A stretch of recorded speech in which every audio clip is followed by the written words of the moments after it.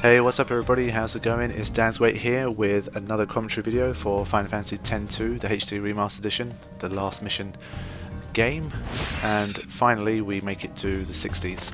And this video is going to feature floors 61 to 70 and all the cutscenes within it. So mostly it's going to be more of the same, but there is a couple of interesting things that's going to happen in this video, which actually makes a change, because the gameplay other than that is extremely boring and bland, but I've been doing my best so far, and this is actually the final commentary video that I need to do for this, because I recorded floor 70 to 80 live. So this is actually the last commentary video that I have to do while I'm still in the UK. So the next bit of commentary that comes once last mission is done, that will probably be from when I'm from my new kind of location out in Turkey, so that should be fun. Okay, so more of the same kind of stuff that you already seen before, and it obviously do. You guys should know the deal by now. But this enemy is interesting. Feels nice and evil. This weird six-legged enemy, so just like the big one, the big version of it, is quite interesting. I mean, I've not seen this this model be used in any Final Fantasy X game, so neither the first one or the second one. So this enemy is completely unique, which is interesting. And this was actually where I tried to steal an ability for the first time, and I didn't realise how powerful it was. You can really steal some solid abilities, so I guess it's just another case for having Gun Mage as your main dress sphere, to be honest. Because you can steal really powerful abilities that will help you to deal a lot of damage. So that's what I did, and I made sure I actually used that ability, because I wanted to see how much damage it did for Riku. How's this look? Because the level 60 boss did about 120 HP damage with it, and even if it does that much, it's already a lot more than all of my other abilities, so it's definitely worth a shot. So here we go. There's a few different abilities. There's like, I think there's a bad breath type ability and some that increase your stats and that kind of stuff, so the Gun Mage is awesome indeed. So basically it does the same damage as when Ultimate Weapon used it, unfortunately. So it does nothing more. So I don't know if it scales up with your level, or whether, you know, whether you're level 1 or you're level 99, it doesn't actually matter, but I guess you guys can figure that out for yourselves. But yeah, I mean, think about it, the Gun Mage has a long range. It can be paired with Mascot and another dress sphere, I keep forgetting which one, to have half damage as well. You can, I think Darkness is one of the effects that comes with it as well, and I think if a Dark Knight is involved, you can also get MP healing over time as an auto ability, and obviously the whole steal ability thing. So the Gun Mage is extremely useful, and of course it has the physical attack as well. It has the high physical attack compared to the others. So what you saw previously was kind of using abilities, and again this is the same enemy but with Doom. Honestly, when you have this option and the alternative isn't as fun, why would you do anything else? I guess steal ability would make life a bit more entertaining, especially if you steal some fun abilities. That would be nice, but I guess you get bored of that after a while as well. So I thought while I was in the 60s, I decided to screw the whole leveling up thing. With the pointy end. I was just trying to, you know, find out as much as I could about the game before I kind of finished things off. So I hadn't tried Samurai properly yet, so I thought I'd try the Samurai for the Gil Toss ability, which does 2 damage for 111 Gil. So you do need to throw thousands of Gil to actually make any kind of realistic impact, and it's unlikely that anyone will have enough Gil to make, you know, to do a lot of damage. I guess on like the final boss or something, you can just toss. With the pointy end. You can just toss everything you have. I think that'll probably be better, because you're not going to need Gil after the final boss anyway. And obviously, if you equip Samurai as your main dress sphere, you get to have the Santetsuken ability, which is basically like a Zanmato type ability. It takes enemies out in one hit. So I was trying it out to see how reliable it was, and it turns out not very, unfortunately. I don't know if enemies have different resistances to it, so I don't know if on earlier floors it works in one turn. But for me, on average, it was working about every 3 turns. And not only was it taking a few turns, the marking enemies are immune to it as well. So when you put those two things into perspective, honestly, it's not better than Doom, I don't think. So for most situations, you're not really going to make use of this move. Because the only time I'd really think it would be useful is if there's enemies that are immune to Doom but not immune to that. So, you know. It's up to you. The auto abilities aren't that great either. So honestly, Samurai wasn't really too useful for me. Then I discovered the virtues of Trainer. I think I tried to equip it once before, but the auto abilities weren't very good, so I completely ignored Trainer. But this time I gave it a second go. So that telekinesis was useless, by the way. But luckily I was guarded against fire, so it was okay. But Trainer is pretty cool because remember how I kept complaining about my stats being too low? Well, if you use Trainer, whenever you level up, so either kind of fusing a higher level dress sphere or increasing your levels. This feels nice and evil. It will help you to increase your magic and physical attack depending on what other dress spheres you have equipped. So once I realised that that was the case, I decided to try and equip it in conjunction with the Dark Knight so that I could try to give it more physical attack. So I thought the Dark Knight's magic is already good. If I could get it to have, you know, higher physical attack, it might actually end up being quite a powerful dress sphere. But in the end it turned out to be wishful thinking because again it goes up so slowly that it's you really need to be doing it from very early on. So again, if you think about the Gun Mage, if you use that as your main dress sphere and you start with Trainer very early on, then I guess by the time you get up to these kind of levels, even if you don't do any grinding, your physical attack should be pretty good. So the Trainer can be useful for that. And it also gives you protection against thunder as well, if you combine it with Black Mage, I believe. So, because a lot of enemies, especially in the later levels, use Thundaga, it's also a good one to have. And not only that, you actually have a nice long range ability as well. And on top of that, you have the Pound ability, which actually does quite a bit of damage relative to the MP.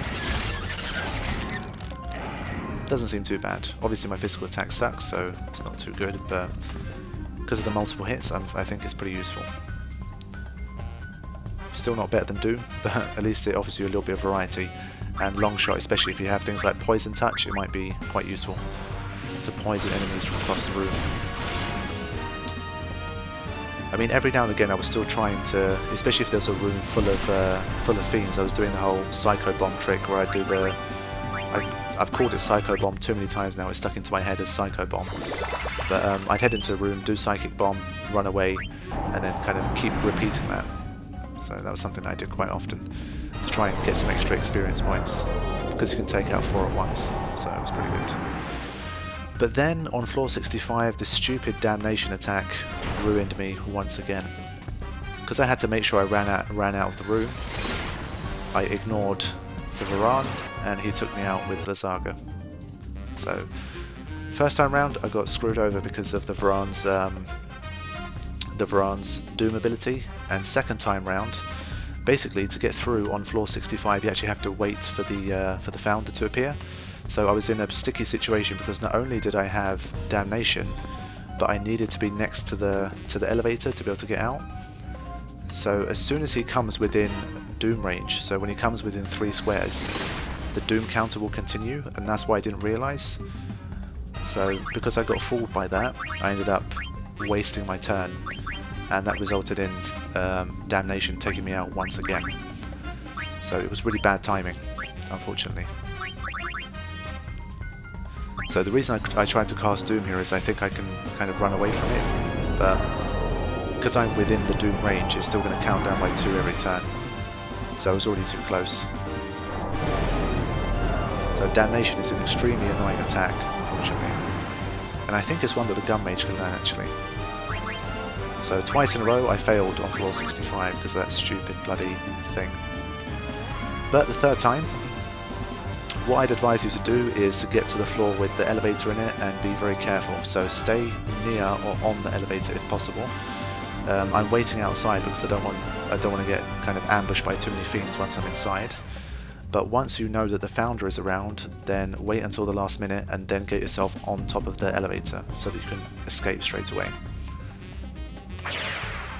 So that's the nice thing about floor 65, there's no stupid requirements like you have to drop an item, pick up an item, all that kind of stuff, you just have to wait for the Founder to appear.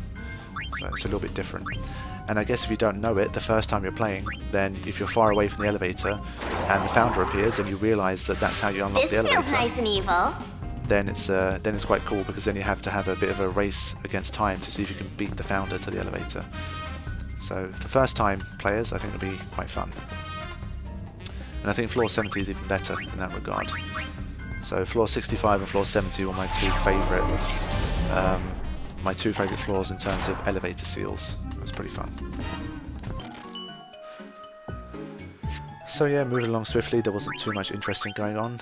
I think at this point I was building up a lot of dress fusion secrets. As you can see at this point I think I have 3. So that's pretty good. Again, like I mentioned before, there's always that balance between having lots of fusions and having lots of dress spheres available for fusion. So there's almost always an imbalance between the two, unfortunately. Now, this was quite funny. So we have a Garuda type enemy for the first time, and I was anticipating bad things because it looked pretty high in terms of HP and power. And because there were so many items in here, I decided to warp him away so I could get my items in peace without worrying too much about it. So that's what I did. I spent a few minutes kind of getting the items in the room and making use of them. And then it was time to take him on. So this is my favourite thing. When I try to be a wise ass sometimes and it fails, it cracks me up. So here I am trying to keep my distance because I knew he was gonna, if he came close, he might do a lot of damage to me. So I'm thinking I'm so smart here with my long shot, and then he hits back with Sonic Boom, which hits everything in the room that is in front of him. And because I'm far away from the door, there's not really anywhere for me to run. And he uses it every single turn until you get close. So as soon as I realised this, I knew Impenetrable Front wasn't going to work either, so my only choice was to come closer. So if you notice, the Garuda's not moving either, he's just casting Sonic Boom over and over again. So if you don't have Curaga and you don't have potions, it's easy to get stuck here with this, so you have to be very careful. So my plan of kind of staying far back and attacking was pretty useless. But once you're close, you've got Impenetrable Front, so then you do the whole, the usual trick of either spending a few minutes just hitting it over and over again, or using Doom, but I wanted the experience points, so I decided to actually take him out. And I think I resort to Poison Touch to help do the damage, because at this stage the enemies had so much HP, you needed Poison to take them out with any kind of efficiency. You're going to see Thundaga in action. Still doesn't do a particularly great amount of damage, unfortunately. But it has to be said that my Black Mage is low level, so maybe with the Dark Knight it might actually do a bit more. But still, considering how much his maximum HP is, it still would have taken a good 10 hits to take it out with Thundaga, unfortunately. So when you have big time enemies like this, you just have to use a mixture of your most powerful attacks. Poison if you have it, and if you get too bored, then Doom. But obviously if you want the experience points, you have to take the time and actually defeat it legitimately. But with the Impenetrable Front, you're always going to be okay.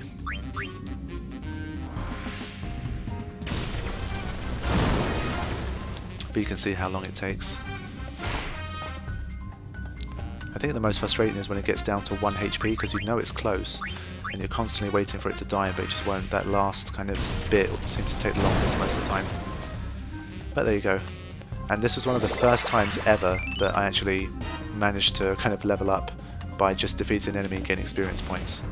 And how about this for a cheap shot? It spawned, and before I had a chance to escape the room, it used Sonic Boom. So I was thinking that it might only use it if you attack it first, but as soon as it senses that you're in the room, it likes to use Sonic Boom. So I lost my Black Mage because of that, unfortunately. So that was a nasty cheap shot. But because I was getting Dressmaker items quite regularly, it was okay. I knew I could get a Black Mage again soon. So that's a good thing about having level 1 dress spheres, it's not too much of a big deal when you lose it. That's why if it's the Dark Knight that ends up going down, I have to restart because I can't afford to lose it.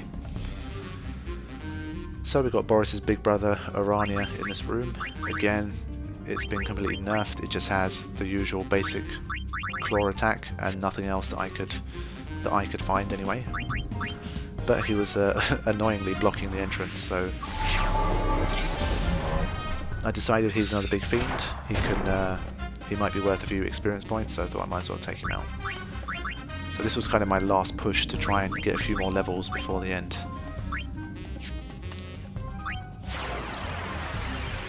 Because I didn't have the Black Mage anymore, You're safe with me. I thought let me stick to White Mage and try and use Holy if I can, along with Poison Touch. Because the White Mage can give you Poison Touch if you combine it with the right stuff.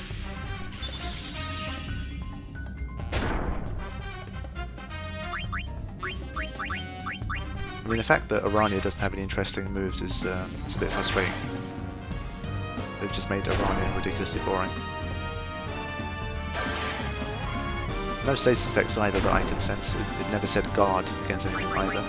So let's have a look at Holy.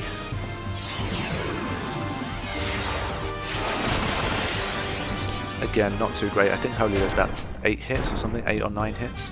So when you multiply it, it's about 50 damage or less.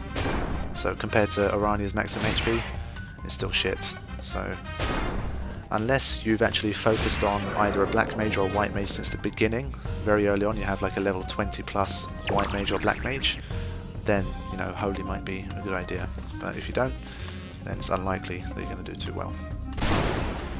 We saw one of these guys for the first time on floor 69. I always find this fiend very annoying. I don't know why, just something about it just irritates me. It's hard to explain.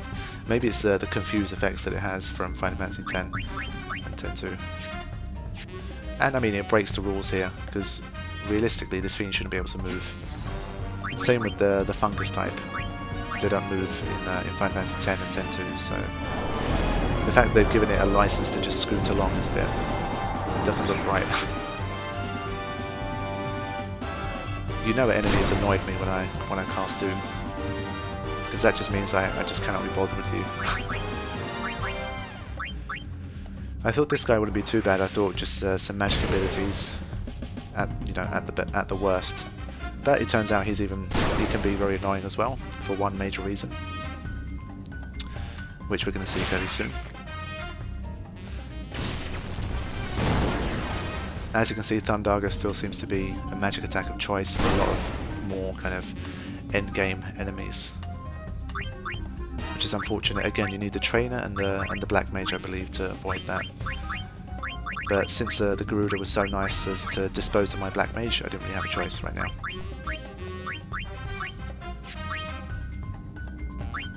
At this point, I didn't actually know that that was the combination, so I was looking for a lightning-proof combination, but I couldn't find it.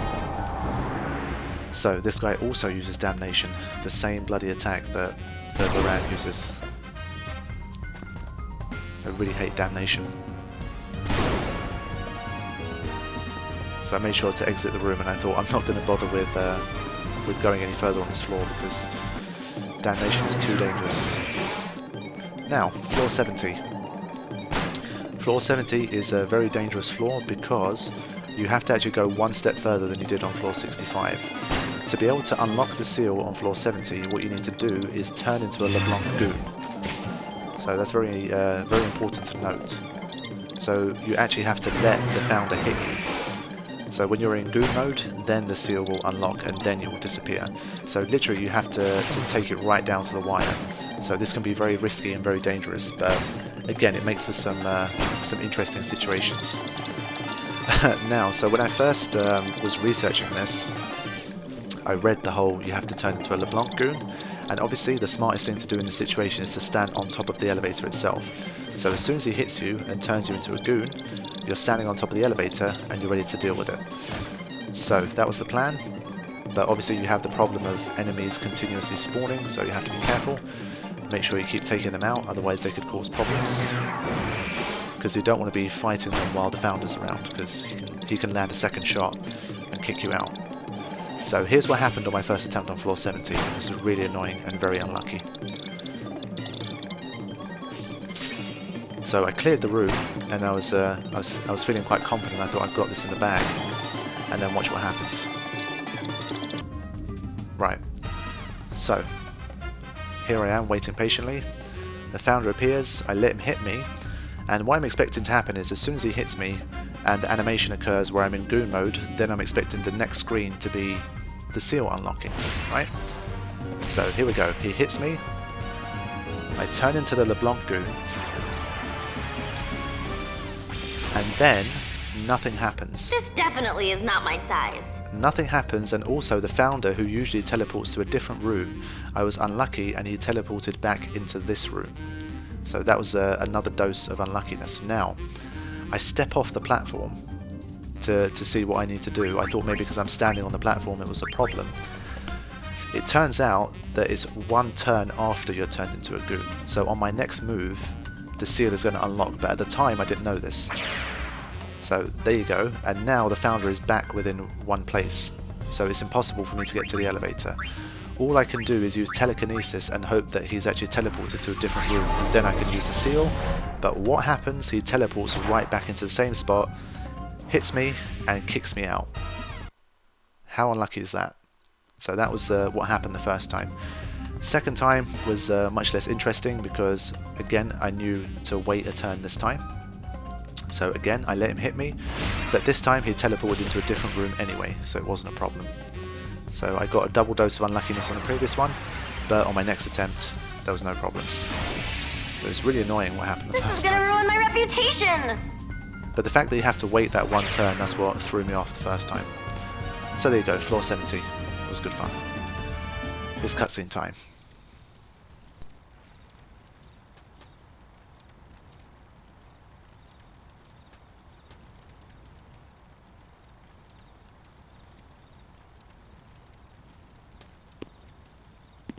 So do you think we're close? We must be.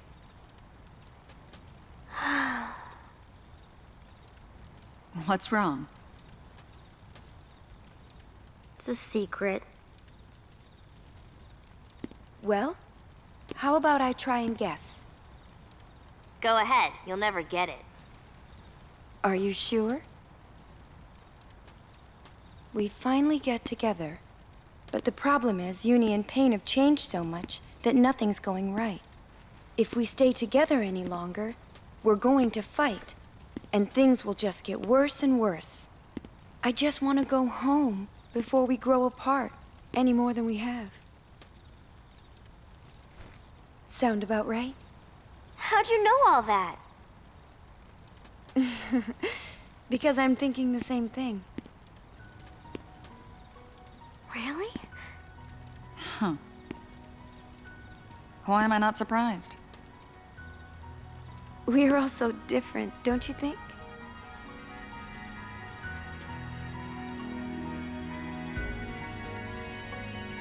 We all think so differently. I realized that last night when we were fighting. Maybe it was just luck that kept us together before. We were together because we had to be. Maybe the three of us never really got along in the first place. So you think we're growing further apart? The more time we spend together? Mm-hmm.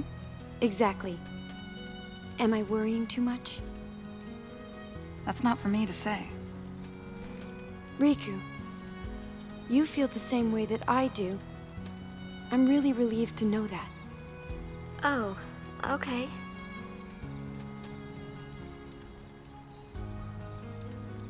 Well, at least I'm not alone. I'm glad to know that.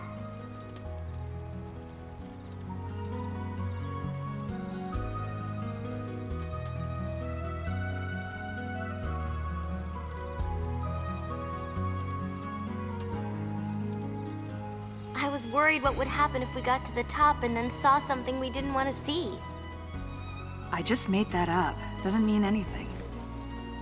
Well, that's what made me curious about it. Since when do you worry so much about the future? That's not like you. Hey, you make it sound like I never think about anything at all, Uni. Here's what I think.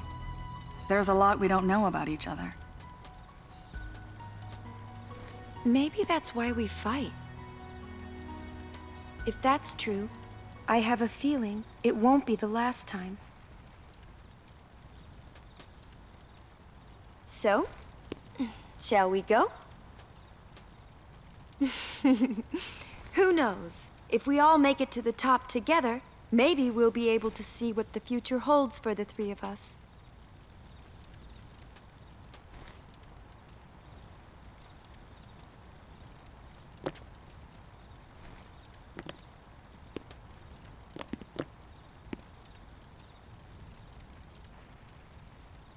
Okay, so there was another little scene, and that is the final one that we'll be seeing until the final boss and the end of the game. We still continue to have this whole theme of they keep preparing us for Riku, Pain, and Yuna to split at the end of it. They keep kind of feeding us with these kind of little discussions and doubts about, you know, their relationship, and it's been happening since the earlier floors. And if you remember, I talked about the whole thing of maybe the reason they were together in the first place was because they were just united towards a common goal, not because they really aligned together as people, but because they aligned themselves to reach a common goal. And now that they don't have that anymore, maybe the kind of fundamental differences they have are starting to come to the surface, and it's causing them to realize how different they are, and it's causing them to drift apart more and more. So I'm not sure I like this whole angle. I mean, I find it a bit depressing. It's almost as if, everything that we've seen in 10 and 10-2, it was almost like it wasn't real. So it was almost like, all of the, the love they felt for each other, and, the fact that they were so close, it was only because, they were fighting sin in Final Fantasy X. It was not because they truly liked each other. So once the whole sin thing was over, they all realized, oh, okay, we're not as good friends as we thought, so maybe we should go our separate ways. So, I mean, maybe that's more realistic, maybe that's the way it should be, but I'm not sure I personally agree with it. I mean, when you think about everything these guys have been through, 3 months, is that really enough time to decide, okay, we're not going to see each other, we should not see each other anymore? I mean, these three have been through a lot together, and especially Yuna and Riku, they've known each other for a very long time now. So, it seems very strange to me. I mean, at the end of the day, you don't exactly have to be the same to be friends. What's wrong with being different and still being friends? Sometimes it's the differences that actually end up making these friendships entertaining. So surely they should give it a bit of a better go. And I'm a bit upset about the fact that they seem to be so set on just going their separate ways. I don't know. So the next couple episodes will be the final ones, and we'll see how this all pans out and how it ends. And after that, whenever I get time, I'll record the audio drama, and we'll listen to what happened next, as reluctant as I am to do so.